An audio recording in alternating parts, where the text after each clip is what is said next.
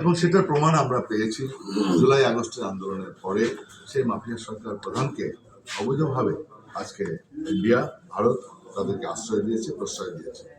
এবং তাদের আশ্রয় শুধু আশ্রয় দেয় নাই, তারা আপনার এই বর্তমান অন্তর্বর্তীকালীন সরকার আমাদের সকলের বরেণ্য ব্যক্তিত্ব, পৃথিবীর সকলের কাছে গ্রহণযোগ্য Nobel laureate doctor Yunus sir, তার যে অন্তর্বর্তীকালীন সরকার, এই সরকারকে ব্যর্থ করার জন্য, এই সরকারকে উৎখাত করার জন্য ভারতে বসে ভারতীয় সরকার, মোদী সরকার এবং এই মাফিয়া সরকার প্রধান শেখ হাসিনা, যারা অতীতেও বলেছে তাদের সাথে স্বামী স্ত্রীর সম্পর্ক, সেই আওয়ামী লীগ এবং ভারত যৌথভাবে তারা আমাদের বাংলাদেশকে আবার সেই আওয়ামী লীগের আপনার রাজত্বে ফিরে আনার জন্য অপচেষ্টায় লিপ্ত হয়েছে।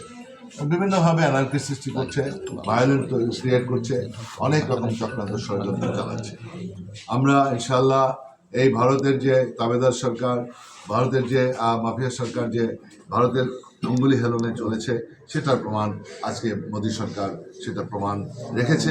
এবং বাংলাদেশের আজকে 18 কোটি মানুষ তাদের কাছে পরিষ্কার আজকে আওয়ামী লীগ বাংলাদেশের আওয়ামী লীগ না, আওয়ামী লীগ পার্টিটি বাংলাদেশের জন্য না, বাংলাদেশের জনগণের জন্য না, তারা অ্যাকচুয়ালি ভারতের জন্য, ভারতের পারপাস সার্ভ করার জন্য, ইন্ডিয়ান পারপাস সার্ভ করার জন্য, ইন্ডিয়ার পদলেহন করার জন্য, ইন্ডিয়াকে প্রভু মনে করে।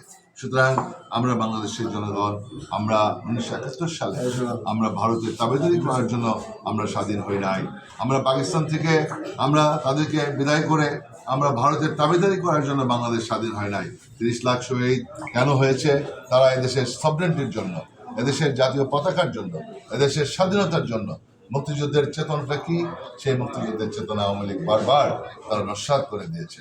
সুতরাং আমরা বাংলাদেশ জাতীয়তাবাদী দল, এদেশের মাটি ও মানুষের দল, আমাদের প্রিয় নেতা, আমাদের পার্টির প্রতিষ্ঠাতা চেয়ারম্যান, আমাদের স্বাধীনতা ঘোষক, আমাদের সফল রাষ্ট্রপতি এবং প্রথম রাষ্ট্রপতি শহীদ রাষ্ট্রপতি জিয়াউর রহমান, তিনি আমাদের এই দেশকে রক্ষা করেছেন বিভিন্ন সময়, এবং তার সময়ই আমরা সফলতা অর্জন করেছি এবং দেশের শৃঙ্খলা ফিরে এসছে।